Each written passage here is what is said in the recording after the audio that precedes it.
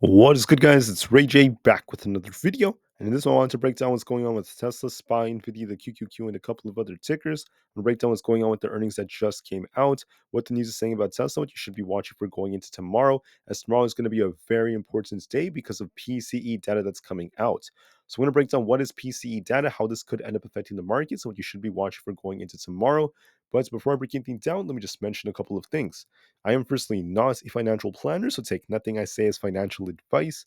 And also, if you guys can, please check out the Weeble link, which is down below and in the description. If you sign up for Weeble and deposit $500 into the account, you are guaranteed 20 free stocks. If you deposit $25,000 or more, you're guaranteed 75 free stocks, and the offer ends tomorrow, so check it out before they run out. Anyways, now looking at Tesla, we have a very, very nice formation right over here. You can see we have this nice cup and handle-like formation, and in order for Tesla to break out, we have to see another push and a break of 205. Excuse me, 205.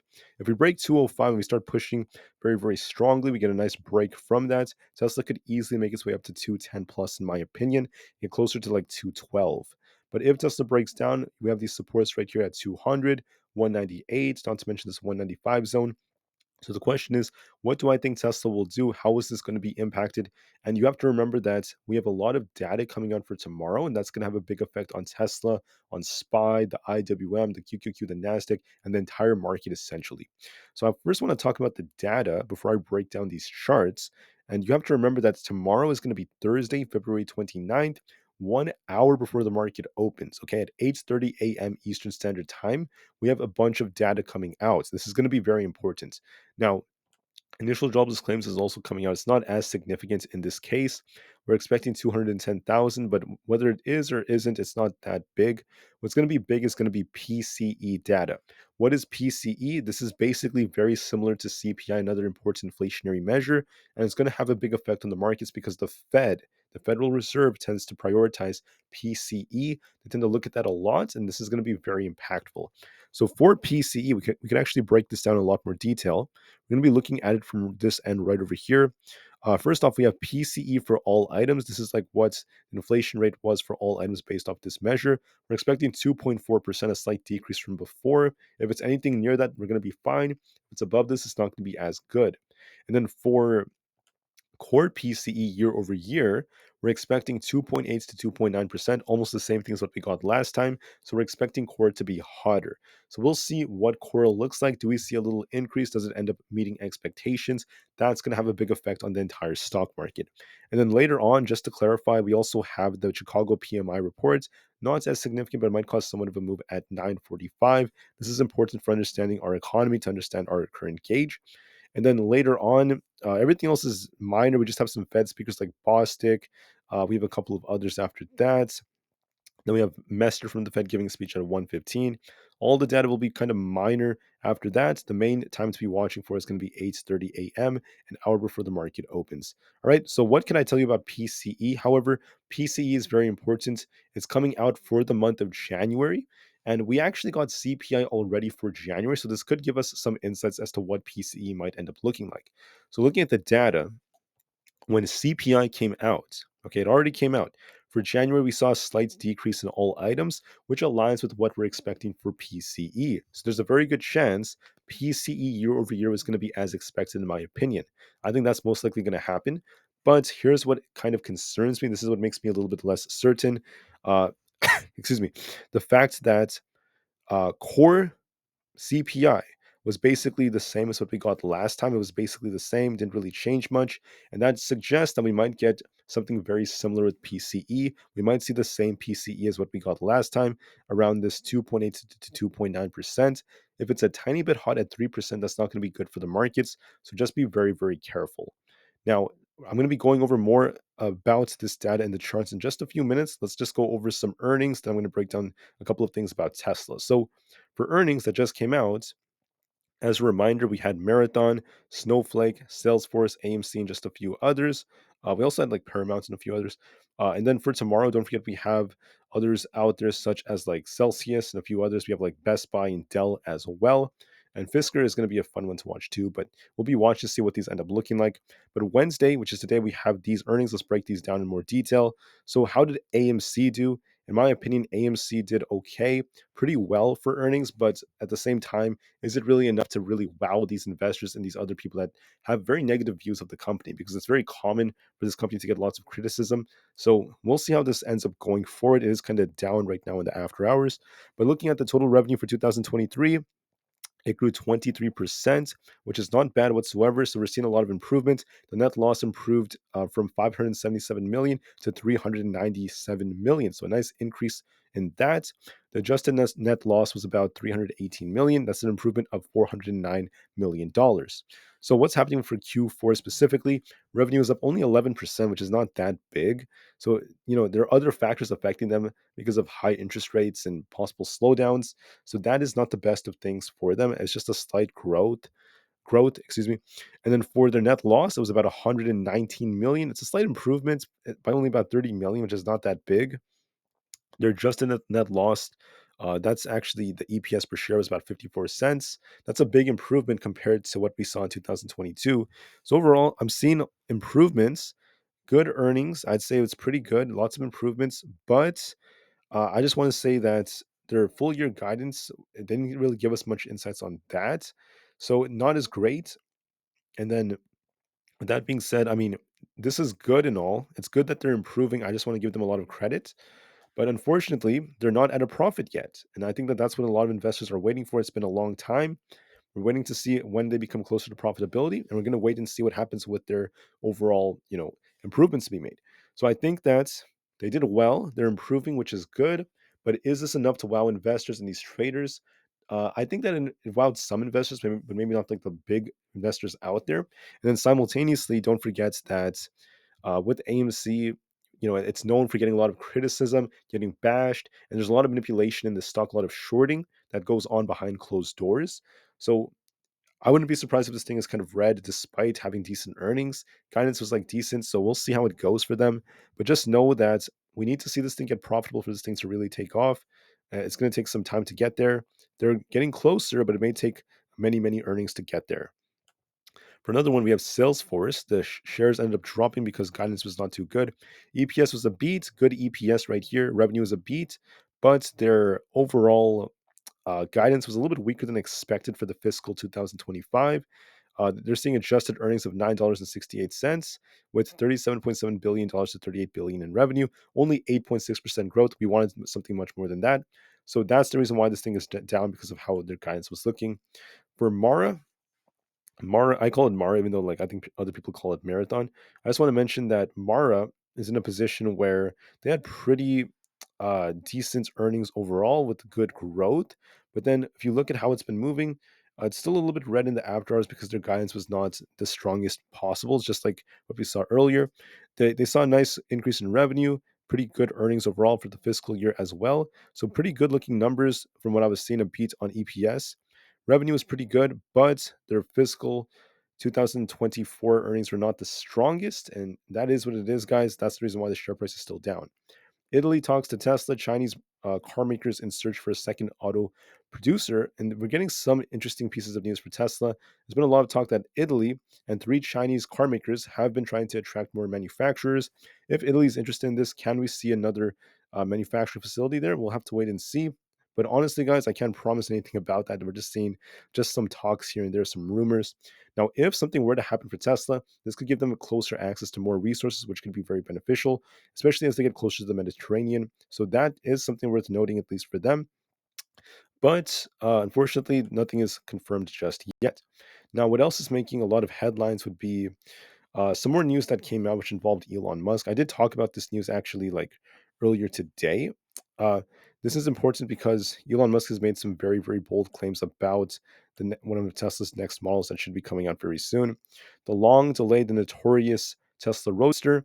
Musk has been talking about this. He's saying that the Roadster should start deliveries in 2025, and it could go from basically 0 to 60 in less than 1 second. If that's the case, it would be incredible for Tesla. Very, very bullish, and that's part of why Tesla held up today.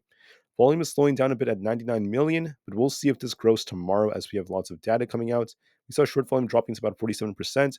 And finally, when it comes to other things out there, right here, you guys can see Daiwa Capital is still kind of neutral on Tesla. We also saw some news right here about more and more growth projections for the company, with good financial estimates, and then the price price ratio is starting to balance because Tesla is starting to gain a little bit of strength. And then on top of this, when it comes to seasonality, we do have a tendency of seeing kind of like not as much green on Thursdays historically, at least. So be a little bit careful knowing this. But PCE is going to make the bigger difference. So that being said, let's now talk more about the share price of Tesla and how I see this essentially looking. So if we get like a very, very good PC and the market gets a positive reaction, this could help Tesla push to 202.5 and 205. If we break this, I do see this thing eventually going to 212 if we get that break. If we're bearish, watch 200 198 as support below that to 197.5. If we lose that, I'm going to be eyeing not just 195, but also some balance at 192. So be very careful. What do I think Tesla's going to do? Well, honestly, guys, I can't predict everything. I don't know what PCE is going to give us, but I can tell you a couple of things. Okay, there's a very good chance PCE is going to be aligned with expectations. For all items without food and energy or core PCE, there is a risk of this being a little bit hot. So you want to be very, very careful. So I think that as we saw this big drop during the pre-market, there's a very good chance that we're going to see this gap down. Tomorrow, Tesla might gap down alongside the market, but then we might get an intraday bounce. And they're going to drop it possibly just as like a scare for investors, just to get a lot of people to short. And then they might bounce us intraday as we've been doing. Now, I can't promise anything. I don't know what the data will look like. So please don't give me too much criticism if I am wrong, because this is one of those days where I'm just kind of giving you guys some like rationalization about what's very probable. What I can tell you is we might gap down. I think we're likely going to get this throughout the entire market. And then intraday, somewhere in this range, whether it's like at 198 or above that, Tesla should bounce and make its way right back up. And we might actually make a full recovery. So that's what I think is going to play out. Just to be safe, we'll have to wait and see. But I find that to be the most likely possibility. For SPY, it's very simple. We've been range bound, back and forth price action. If we're bullish, you want to see it break 507 and then 508.5 to push up to its all-time high. If we're bearish, you want to see it lose 505 and sink to about 503. What do I think is more probable? It's been kind of stuck in this range.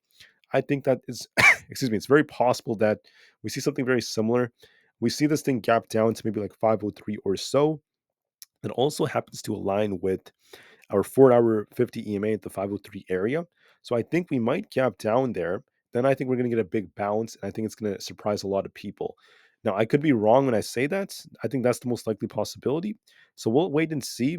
I don't know for sure, but I think that that's likely what's going to happen. That's my prediction. So we'll see. For the QQQ, same thing. I think we're on a slight downtrend. We're going to end up kind of gapping down again. Watch 434 as support. If we lose that, watch 432, this gap down here as well. Watch resistance at 436. If we break this, we have a gap to fill very close to 438. I think the QQQ is going to likely come down a little bit lower, gap down, then get a nice bounce intraday and start pushing its way back up towards 436. I think that's the most likely possibility. A gap down, then a bounce. And I think that it's going to catch a lot of people off guard. I think it's going to follow the entire market and the trend that we're seeing. Something else I just want to mention is that Nvda right now, let me zoom into the chart just a little bit more for 1 second, guys. Nvidia is looking like it's a little bearish right now. It's on a slight downtrend. It's been continuing to drop and drop and drop. I think that Nvidia is going to do something surprising. It might actually come down a little bit. It might end up continuing to sink lower. If we lose 771, make sure you watch 768, then 762.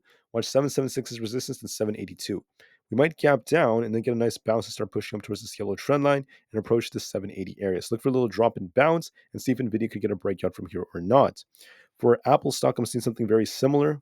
I think that Apple, it's approaching this support at 180. If we lose this, we have 179 as minor support and 178 as a much stronger support. We bounced off 178 to 180 many, many times, and I think that that's going to be very, very important. So what I think is the most likely possibility is we're going to likely see Apple drop a little bit, and we might end up basing somewhere. We're going to look for a base. Maybe it's 180, maybe a little bit lower. Then we should bounce after that. If we end up pushing upwards, watch 181.36 as resistance, 182.5 and 183.5. But I'm going to be looking for a gap down and a bounce. I think that's most likely going to be the case, and we'll see if that ends up happening. For a few more tickers, I think that there's a trap coming in the markets. They're going to try to turn everyone really bearish and then squeeze shorts again. But just to be safe, we'll see if that ends up being the case. So Rivian has resistance at this 11.4 area. we might gap down, whether it's at 10.8 or 10.5, and somewhere there I think it's going to bounce. I think it's going to come down, then bounce, and then try to retest this resistance at the 20 EMA.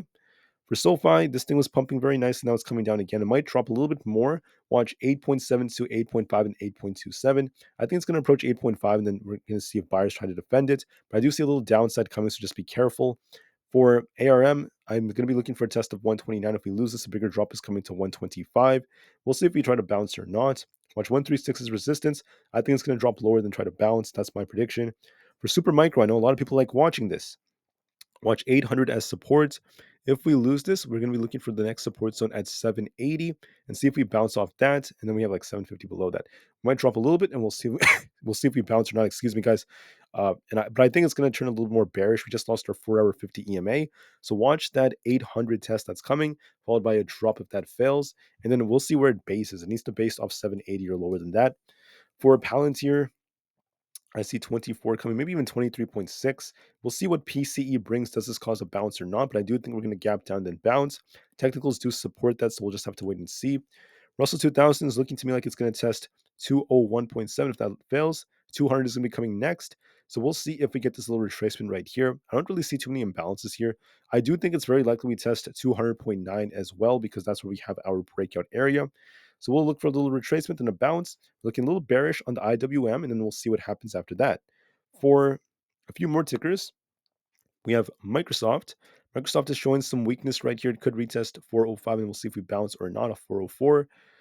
I do anticipate it to come down a little bit and then try to make its way back up. Watch 408 as resistance and watch 410 and 412. My gut tells me it's going to start off a little bit weak and then try to make its way back later on. For AMD, I think I went over AMD already. No, I didn't. So AMD might actually retest 170, 4.92. If we lose this, I do see a bigger drop coming. If we lose 174, we could actually end up sinking towards 172. So be a little bit careful. I do see some downside, but it depends if you lose the 50 EMA. There's definitely a risk of that happening, so just be very, very careful. Now, I just want to mention that there are other things worth mentioning. If you look at the VIX, in my opinion, has this big gap over here. Now, if the VIX tries to break out, watch 14.05. We get above that, the VIX is going to start pushing more, and that would be a bearish signal for the markets. But at one of these EMAs, if the VIX pushes up and the market's down, see if we get a rejection. Does the VIX end up getting that rejection? If you get this rejection, come back down, right? That could be a sign that the market's getting ready for a bounce. So just be careful on that. For the dollar index, this is showing some weakness. It's starting to actually, it's about to downtrend just a little bit more. It's been sticking with the markets, but now it's kind of flat. So I'm going to be watching 103.91. If we lose that, we sink more. If we hold it, we could try to bounce. So watch that carefully. For Coinbase, this is looking kind of, it's cooling off a little bit. If we lose 200, I'm going to be watching 192.5. And I'm going to be watching to see if buyers defend it right here. It might come down just a little bit more and then try to bounce. So be careful. Google has supported 136, followed by the daily chart. I think it's around 133. That's going to be one of our important EMAs. So we'll see. If we lose 136, watch 133. It might test one of those, but then watch and see if we get buyers defending it us at the 200 EMA at 133. It might drop a little bit more and then bounce, so watch for that very carefully. For Amazon, in my opinion, Amazon is showing some weakness. The daily does have this big gap to fill. We'll see if we hold this support at 172.5. If we lose that, I could see 170 coming. We do have a gap very close to that area, so watch it carefully. This is looking a little bit weaker to me, but just to be safe, let's wait and see if we get a bounce or not. And then on top of this, I just want to mention that Meta is looking a little bit weaker. We could actually end up retracing towards 480, then 478, and we'll see if we bounce or not. We are showing some weakness for signs of decline, so wait and see how this ends up moving. So I do anticipate some downside is a possibility, and then we'll see what happens after that. Anyways, I just wanted to mention that we want to be a little bit careful with the markets tomorrow. I don't know what's going to happen with PC for sure, so make sure you watch both supply and demand. We watch our resistance and support on Tesla, and we're prepared to play both sides. But I told you guys my prediction. I think that the most likely possibility is a gap down and a bounce. I think that they're going to try to tank the markets in the morning, get everyone to think the market's going to crash, only to buy it back up, especially as we approach the close. And I think that SPY could be getting ready for a nice bounce. So it's a real possibility. But in case I'm wrong, I'm willing to admit that. I'm willing to tell you that, hey, I can't always be correct. Sometimes unexpected things can happen, and we just want to grow from them and kind of react as traders, right? don't be too fixated. Be very, very adaptive in a market like this. The market could be very tricky, so make sure you're prepared and do what you have to do. Thank you for listening, guys. I'll see you guys tomorrow. Remain calm, cool, and collected. I'll see you guys tomorrow to report PCE. Tesla in the market to the moon because the long term is very bright. And peace out.